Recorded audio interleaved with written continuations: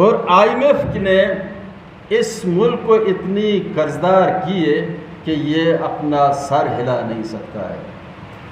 جو ہی IMF کے team یہاں آتی ہے، آج کل IMF کے ٹیم آپ کے بجٹ کو بنانے کے لیے یہاں آتا ہے. آپ کے دودھ سے لے کر آپ کے ٹیبلٹ کے ایک پتے سے لے کر آپ کے گھی کی ڈبی سے لے کر ہر چیز کے بارے میں وہ اپنی سارے چیزیں لکھ کر دیتی کہ اس پوزیشن اور ملازمین کے تنخواہوں سے اتنے ٹیکس آپ کو کاٹنے ہوں گے. یہ کل ڈان میں لکھا ہوا تھا، کل ہی لکھا ہوا. کنٹرول کرنا، جب 12 کروڑ عوام کی نیشنل اسمبلی کی سیٹیں ہوتی ہیں تو ظاہر گورنمنٹ تو وہی بناتے ہیں. ابھی 170 نیشنل اسمبلی کی سیٹیں آبادی کی بنیاد پہ پنجاب پہ گئی، ہم تو 18 پہ رہ گئے. 55 پہ سندھ آ گئے، اسی طریقے سے 260 پہ KPK آ گئے. یہ سارے اکٹھے بھی ہو جائیں، پنجاب اکیلا نیشنل اسمبلی کی ان کی اتنی زیادہ تعداد ہے.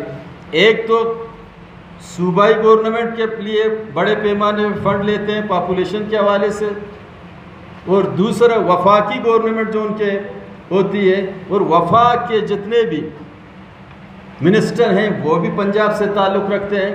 مطلب یہ تمام جو رینیو بلوچستان سے، سندھ سے، KPK سے جنریٹ ہوتی ہے، یہ چلے جاتے ہیں پنجاب میں.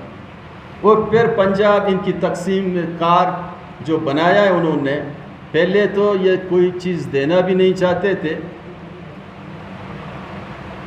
مجھے یاد ہے NFC ایوارڈ سے پہلے جب 97 کے ٹائم پہ الیکشن ہوا، ہم اسمبلی میں آئے ہوئے تھے، ایک وفاقی وزیر نے کہا کہ جناب بلوچستان کی تو کوئی رینیو جنریٹ نہیں ہو رہی ہے، یہاں کے کوئی وسائل ہیں نہیں، یہ ہمارے اوپر بلوچستان ہمارے اوپر بوجھ ہے.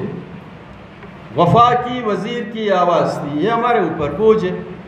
تو میں نے اس وقت، اب بھی وہاں لائبریری میں جائیں، میری تقریر پڑھی ہوئے، میں نے کہا اگر بلوچستان آپ لوگوں کے اوپر بوجھ ہے تو ہم آپ سے ریکویسٹ کرتے ہیں کہ اس وقت یہ 75 سال نہیں تھی، وہی 65 کے درمیان کی سالوں کی بات تھی، اور اس زمانے میں ہم نے کہا کہ آپ لوگوں کی بڑی مہربانی کہ آپ لوگوں نے ہمیں 65 سال اپنے کندھے پہ بٹھایا